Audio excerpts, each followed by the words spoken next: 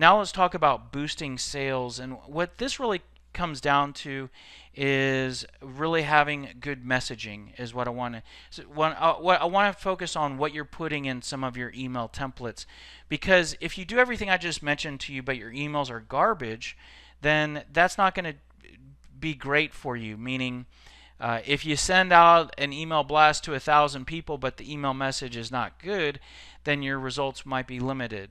So it's about being efficient, but it's also about it's working hard, but also working smart, or whatever metaphor you want to use. But the key thing here is I want to focus on how to create good email messages. So this is that same list of examples that I just ran through, and as we know, it's not a complete list, or it might not be a list that matches up with your world exactly.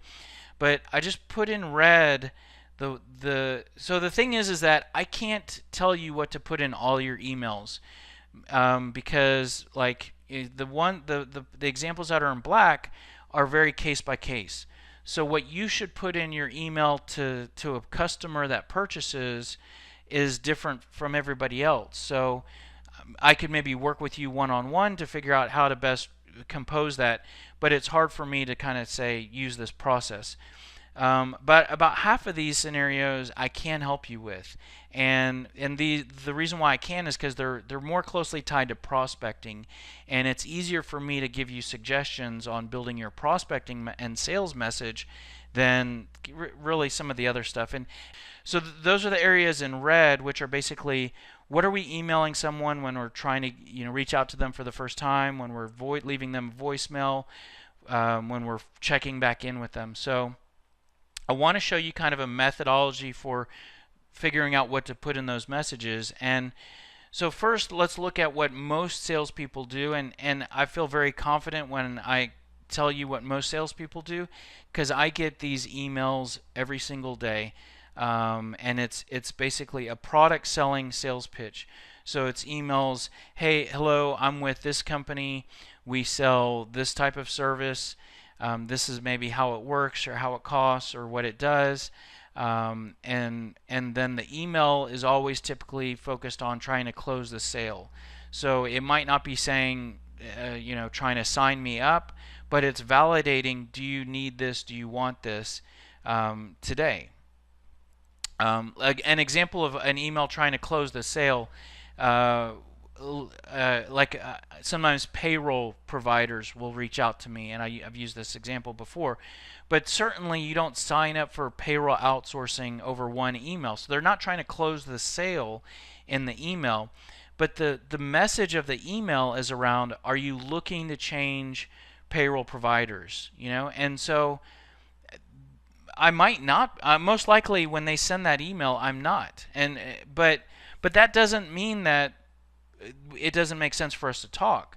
So they could change the message to where it's not focused on, do you need this, do you want this, are you looking to change today? There's a different way to communicate. So let me talk about what we would recommend you do, and that is to have more of a consultative sales pitch. So instead of focusing on the company and the product, focus more on the benefits that you offer, the improvements that you help to make, the value you offer. Focus more on common problems that you help to resolve, the pain points that someone might have, so that they would want to buy from you. And I'll go through an example sort of filling in these areas. We believe that this best salesperson is the one that asks the best questions. You can ask questions in your email templates, and good questions to ask are questions that determine if someone has the problems that you help with. Because if they don't have the problems and the concerns that you help with, then they're not somebody that you should spend your valuable time meeting with. If you've helped some other customers, share those. Those are good examples to include in your sales pitch. If you differ in some sort of way, highlight that. If you deliver some sort of ROI, focus on that. And then the message can be focused on trying to start the conversation. So going back to the payroll person, instead of saying, are you looking to change your payroll provider, focus the message on starting a conversation. I know you might not be looking to change payroll providers. Most likely you aren't, but I want to share I want to share some examples with you and just start the conversation with you. That's something you can put in an email. So this approach focuses on those areas, and again, we're here to talk about email templates. So what? And by the way, I just want to point out what is on the right side is not revolutionary. I'm not the first person to say, hey, focus on benefits or ask good questions. By no means is this revolutionary. But what I will say is that it can be difficult to stay on the right side. The left side is easier. You know about your product and your company, so you can be on the left without thinking and using energy, right? It's easier. You actually have to kind of think a little bit and get a little bit more creative when trying to communicate on the. You have to be a little bit more sophisticated to be on the right, it's not sophisticated in real time. You can be more sophisticated by stopping your selling for a moment and organizing your thoughts. And so that's something that we can help with, whether it's our training or our tool set. But anyways, so organizing your thoughts in these areas in terms of thinking about the benefits you offer or the problems you fix. And by the way, when you fill in some points into each of these areas on the right side, those can be used to create your prospecting message and your prospecting email templates. Let me give you an example. So I'll go through an example of trying to fill in those buckets on the right, and I'm going to use a product of trying to sell a gym membership. So I try to use this sometimes, and in hopes that it's an example that everybody can kind of get their hands around and relate to. And so selling a gym membership, if we start with the product, the gym membership is a monthly membership to the facility or to all the facilities. In the facility, there's treadmills, there's weights, there's classes, personal training, a lap pool, sauna, steam room, and whatnot. So that's the product. And if you have a very product sales pitch, you kind of stay there and picture like taking a tour of a gym. And I know there's some sophisticated salespeople at gyms. I won't say that everybody's bad, but picture taking a tour of a facility and someone showing you the product. Here are the treadmills. We have TVs on every treadmill. Here are our yoga classes and our weight room, and we have the lap pool and whatnot. So that's the product pitch. But if you want to move to become more sophisticated, don't stop there. Kind of push yourself, and so then think about what are the benefits that that product or those features deliver to someone. So if someone, let's say you're talking to someone that's looking to lose weight. There's different types of buyers, by the way, that go to a gym. Some people are looking to lose weight. Some people are looking to gain weight. So by the way, that's a good example of when you change your buyer persona, your pitch could change. If someone's looking to bulk up, then your points about losing weight, they don't really connect. So you need to slightly alter your sales pitch. And how that translates to email templates, you might need different. When you start getting sophisticated, you could have different email templates for different buyer personas that really hit the hot buttons. You don't have to get there out of the gate, but that's a place to strive to. But anyways, let's say that our buyer persona is someone looking to lose weight. Well, the benefits that we can help that person is these features and the product helps them to lose weight, get healthier, get on and stay on a workout schedule, transition to a healthier lifestyle, feel better, become more attractive, improve self-confidence, decrease stress, become happier. And so think about it. What's more powerful, talking about treadmills and lap pools or talking about these? That's where you start to have a more powerful message, and that can be used when you're making calls, when you're talking to someone in person, when you're giving a presentation, when you're leaving a voicemail, and when you're sending email templates. It doesn't stop there, because we can take those benefits, and I mentioned thinking about the pain points and the problems that you help to resolve. That's really where you can strike a chord with someone. And so you might know the pain points that your product fixes, but again, the pain points might be different when you change different buyer personas. And so a way to get to a really buyer persona focused set of pain points is to look at each of those benefits, and for each benefit is typically an opposing pain point. So if we look at losing weight, then this particular buyer persona might need to lose weight and get in better shape, not healthy and do not feel good, difficult to get on and stay on a workout schedule, do not feel good and often get sick, not happy with physical appearance, and so on. And so we arrive at a very solid list of pain points. Again, those can be used for email templates. Now, we talked about asking good questions. Well, if you solve these problems, well, then good questions to ask are questions to figure out if someone has these concerns. So for each pain point could be a probing question. So I won't read through those, but there are some examples. And we could go one step further. I mentioned thinking of if you've helped someone else, then let's highlight that. And so here's an example of someone else that we've sold our gym membership to that is similar to that buyer persona, and that then becomes a customer example. And by the way, you could have different examples for the different buyer personas. You know, you don't want to tell your example of someone losing weight to someone that's looking to bulk up and get, you know, be a triathlon person or whatever. So you might have different examples, but all of this can be used to create email templates. And let me show you what that looks like, because I'll show you it in SalesScripter in real email templates. By the way, SalesScripter will take you through that workflow of organizing all your points. I mean, you could do that in like a spreadsheet or a Word document, but like you can see here that I'm in SalesScripter, and here's our sales pitch builder, and there's this area for sales pitch campaigns, and you can actually see gym membership for people looking to lose weight. Those points I actually sort of organized by going through this workflow here.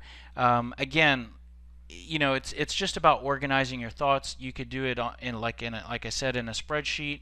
The software does kind of hold your hand and help you to be more organized and not miss anything. But the real benefit about doing this in the software is that what it does is it dumps all your answers into all these email templates. So I mentioned pre-call emails. So like, here's a value focus email template. Hey, the reason why I'm reaching out to you is I'm with Stratagym, and we help people that are looking to lose weight to benefit. We help to improve those areas, and that's why I'm reaching out to you. So here's an email template.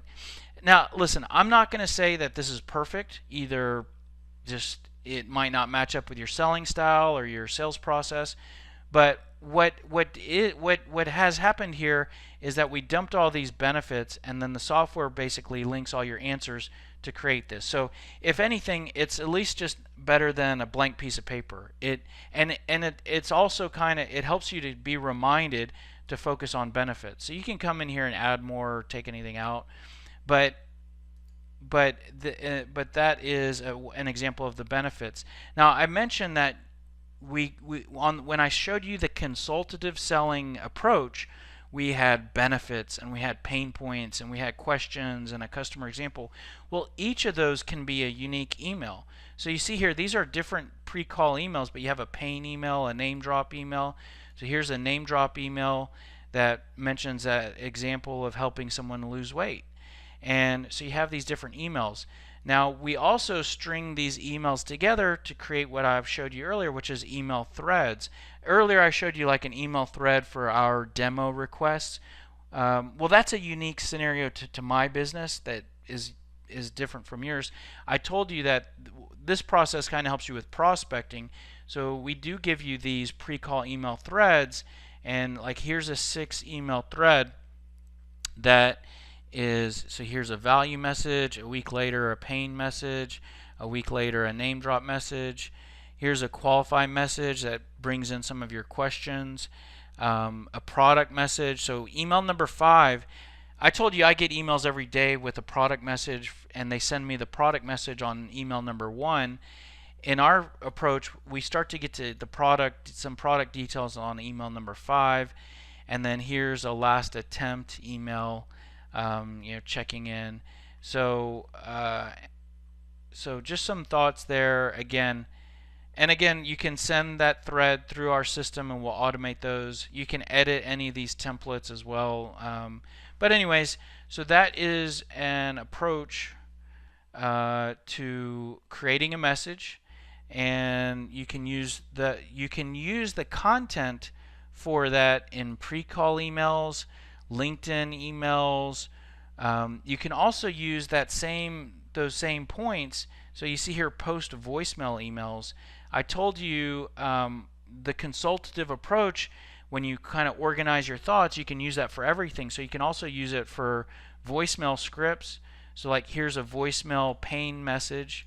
We're not talking about emails, we're talking about a voicemail message here. So this is something that you might leave when you're leaving a voicemail message, right? But I mentioned to you that I would recommend you follow up every voicemail message with a prospecting email, or with a voicemail follow-up email. So I just showed you the pain voicemail script. Here's a pain voicemail follow-up email, and just show you this actually pairs exactly with that voicemail message. So I know most people can figure out how to leave a voicemail message, and then you can compose a follow-up email that kind of summarizes what you left in your voicemail message. So either A, this might be an approach that is a little bit more powerful because you're focusing on pain and benefits and whatnot. But if nothing else, it's less stuff for you to have to type out and less stuff for you to have to think about. You can just follow it. But anyways, and then I also mentioned, so like here's a checking back in message. So you can use your pain points. I mentioned to you, like in the common examples, that you might have a prospect that you haven't spoken to in a while. So you can use your pain points as a reason to check back in. Hey, it's been a little while. One reason I thought it might make sense to talk is pain point, pain point, pain point. So there's a template for that. So that's a checking back in template. And then we have a last attempt template. So this is sort of like the walk away. So we use some of the pain points for the checking back in, and we use the value points, the benefits, for the last attempt. So the last attempt email is, hope all's well, never heard back. Sometimes this is what I put in here from like my own sort of selling style. You could change this, but I never heard back from you, and sometimes no response is indeed a response, but I thought I would follow up with you one last time. The reason why I'm trying to connect with you is that we help people looking to lose weight with some of the following areas. So again, see, I'm still working on that gym example, but when you change either the product or the buyer persona, all these details change. So again, if you were to like have another campaign for someone looking to like become Mrs. Olympian, these points don't really resonate with that buyer. Even though the product is exactly the same, a workout facility, you would have different benefits, such as reaching your fitness goals, getting into competition state quicker and shorter. So totally different benefits.